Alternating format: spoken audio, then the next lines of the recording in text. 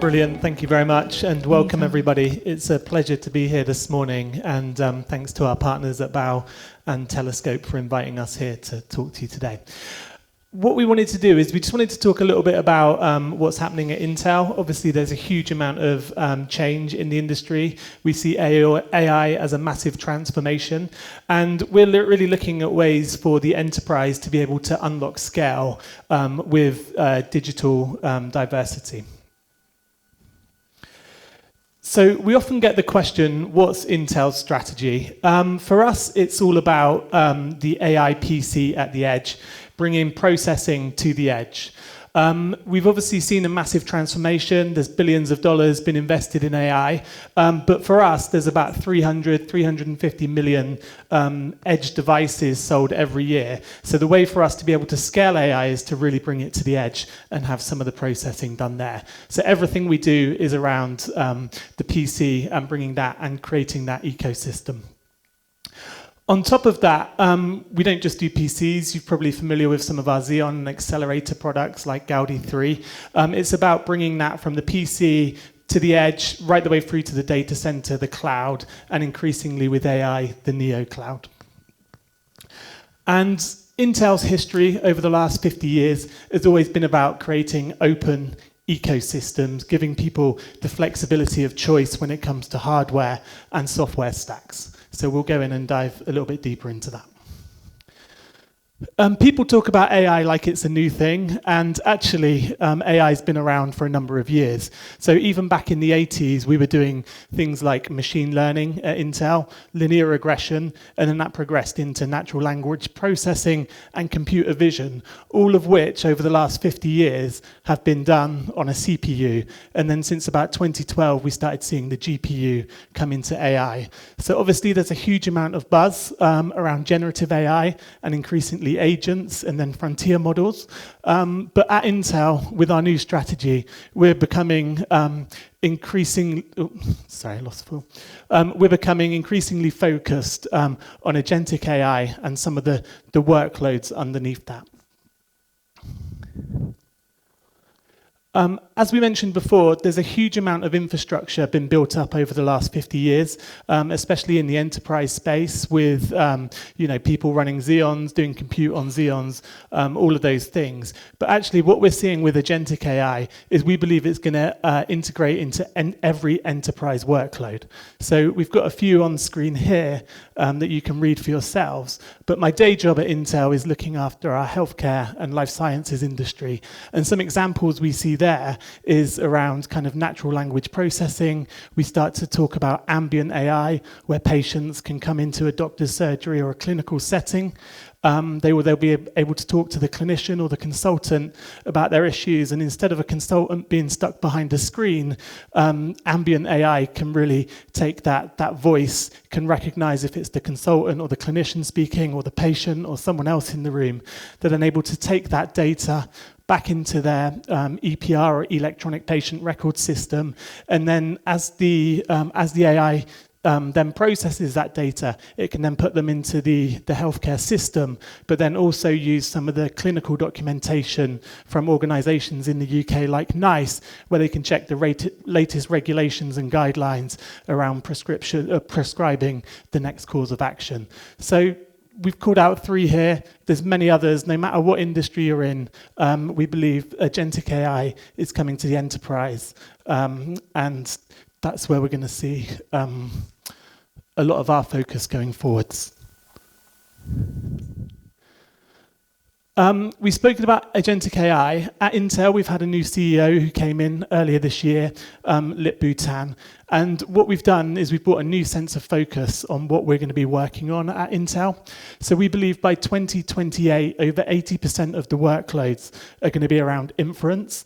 And then for us, we're laser focused at the minute on agentic AI, because all of the billions of dollars that have been invested over the last few years, and then the billions of dollars that are going to be invested over the next few years are really going to be focused around agents. And it's how do we unlock that value? How do we return the ROI based on all those investments that have been out there to help not just industry, but society as a whole?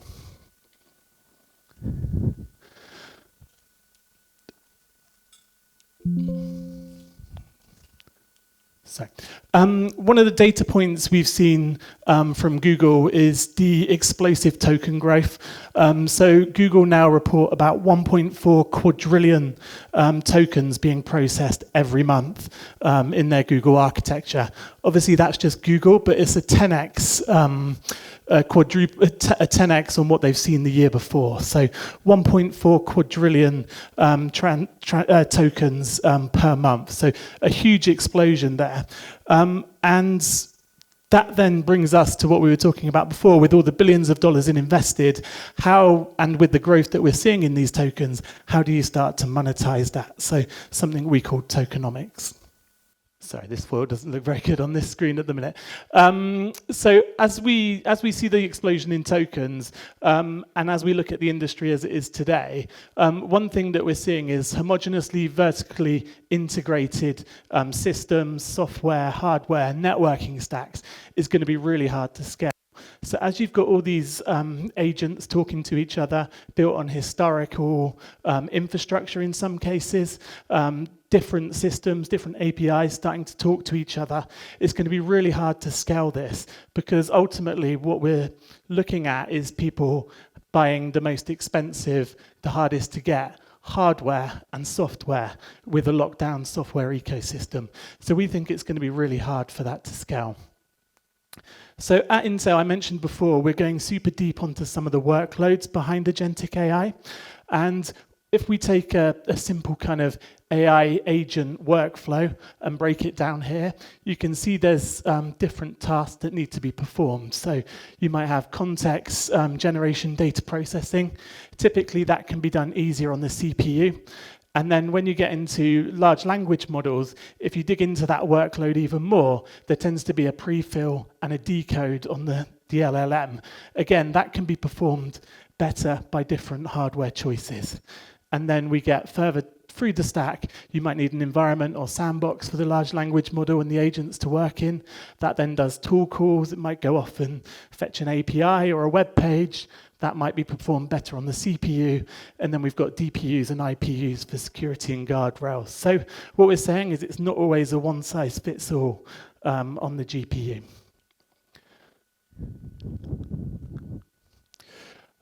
So at Intel, what we're working on to combat that is what we call a heterogeneous infrastructure.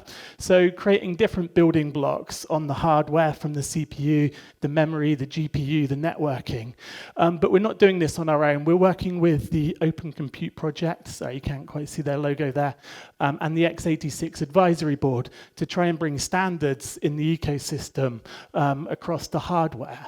But one of the challenges then that drives is the need to kind of reimagine the software and the orchestration levels that go on there to make that hardware come together and work. So what we're really pushing for is not just heterogeneous hardware, but also reimagining that software as well to bring the benefits of that open collaboration of the hardware together. It's not so easy as just coming up with that software stack. What we also think you need is an abstraction layer. So this is an abstraction level between the hardware and the APIs that sits in the middle so that it can reduce some of the complexity on knowing which workloads need to work on what hardware and which workloads are best optimized on each hardware. So if we've got the hardware and then the software, we're then able to bring in this scalable heterogeneous systems approach.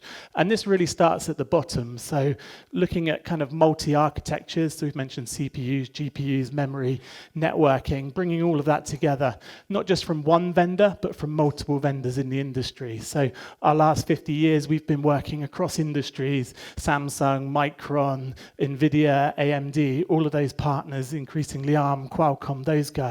So it's about bringing the best hardware to market to run the best workloads that we've broken down from some of those AI and agentic workloads. And that's what we're going to be focused on with the Open Compute platform and also the x86 advisory board. And then as we do that, we're able to bring that system infrastructure. So in the enterprise space, that can be either on-prem, it can be in the cloud, or it can be on the Neo cloud. And then that's all stitched together with open Ethernet and networking-based capabilities. And then once you've got that hardware, it's that AI open stack where we can talk about programmability, orchestration, and then different frameworks and models and APIs. So with that, just spending a little time on software specifically, one thing Intel's bringing out this quarter is something called the Open AI Software Stack. And what this means is no matter if developers are programming and building on PyTorch, Hugging Face, LimeChain, anything like that, we'll have that orchestration layer here that we're able to take the workload that's being used and then make sure it's automatically running on the best hardware to be able to do that. So watch this space. There's going to be more coming out about this later this quarter, but we're really excited about that kind of orchestration layer and then being able to do that, being able to run the best workloads for that. And it's not just something we're talking about on slides. We've actually done some work with a company called GIMP Labs, and what they've done is they've broken down a simple llama model. And then what they've done is they've used our Gaudi 3 platform alongside a B200 from NVIDIA, and then they've chose the prefill and the decode parts of the LLM to get a 1.7 better performance benefit on there. So quicker workloads, better cost of ownership. At Intel, obviously we've got a breadth of solutions. We've spoken quite a bit about kind of our Xeon stuff for the data center today. We've also got products like our Gaudi accelerators for AI. So these are available through the Dell AI Factory, also available on IBM Cloud and through others. And then we've got our kind of core ultra processors.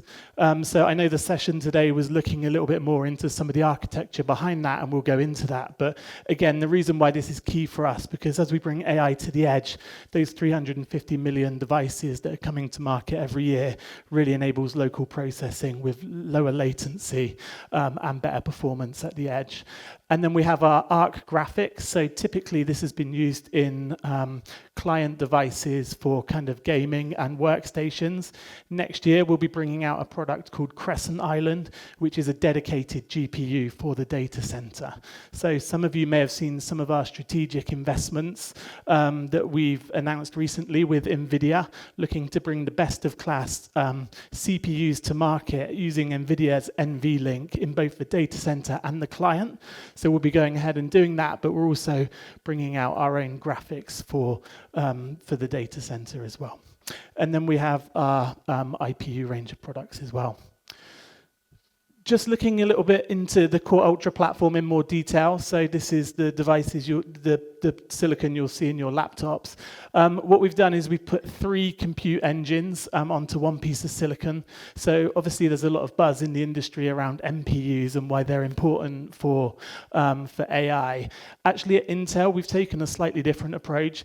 As we've mentioned before, it's taking the workload that runs best for each of these engines. So you might find a GPU is good for like Adobe Photo Express as you're doing kind of high throughput.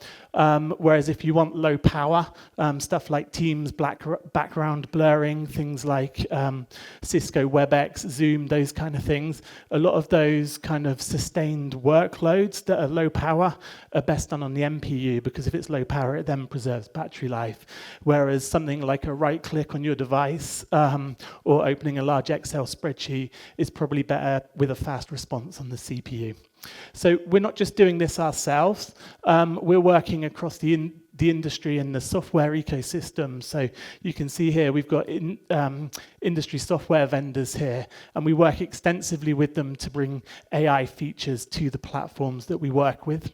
So you can see by the time we get to our next gen products, which will be launching in April next year, we'll have over 550 AI features enabled on these devices from over 200 ISV companies. So this is really about making sure that different programs and different workloads, different APIs are working on the best engine to enable the best user experience in the quickest time and preserving battery life.